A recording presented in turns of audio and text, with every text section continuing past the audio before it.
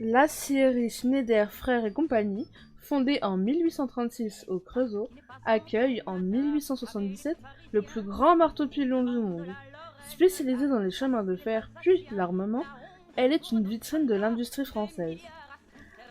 La dynastie Schneider, bâtie par des alliances avec d'autres grandes familles, incarne un modèle de gestion à la fois libéral et paternaliste.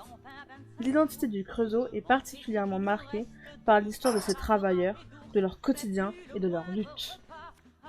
Le Creusot, une ville de Saône-et-Loire. Au XIXe siècle, il était particulièrement connu pour ses mines de charbon et de fer. En 1836, Eugène et Adolphe Schneider achètent tous les établissements du site et fondent Schneider et Compagnie.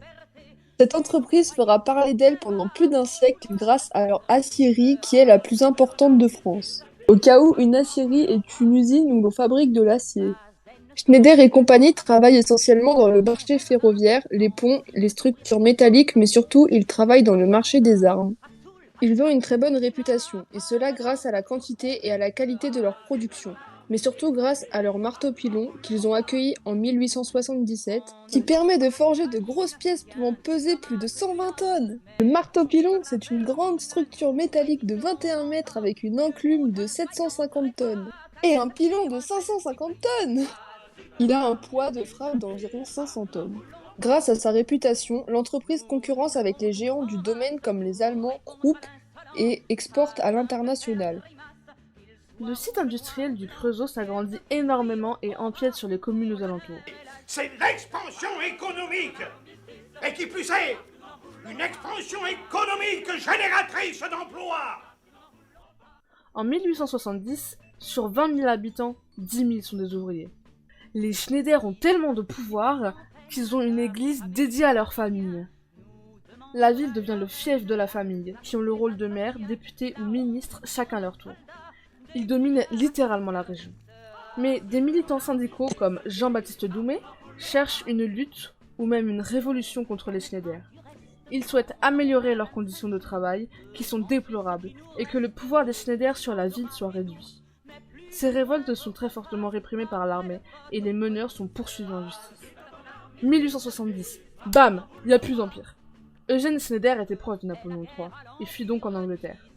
Il cède la direction à son fils, Henri Schneider.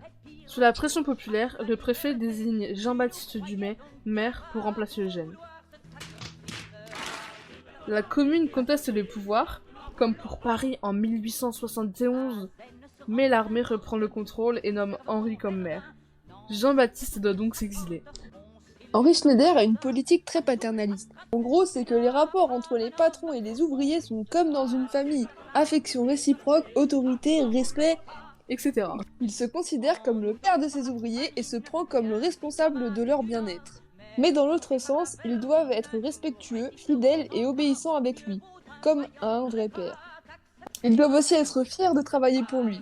Ce paternalisme est à l'origine de l'hôpital du Creusot, des logements ouvriers et de l'institution de la retraite.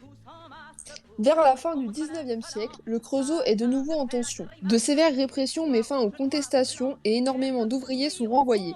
Après la défaite de la France contre l'Allemagne en 1870, l'entreprise reçoit beaucoup de demandes d'armes de la part de l'État pour préparer une éventuelle revanche. Pendant la Première Guerre mondiale, l'entreprise emploie plus de 20 000 ouvriers. Elle participe à l'effort de la guerre mais surtout à sa victoire. Le Creusot est pendant près d'un siècle le pilier de l'industrialisation du pays. Ça c'est les Alsaciens, la honte pour nos soldats, des milliards à son service.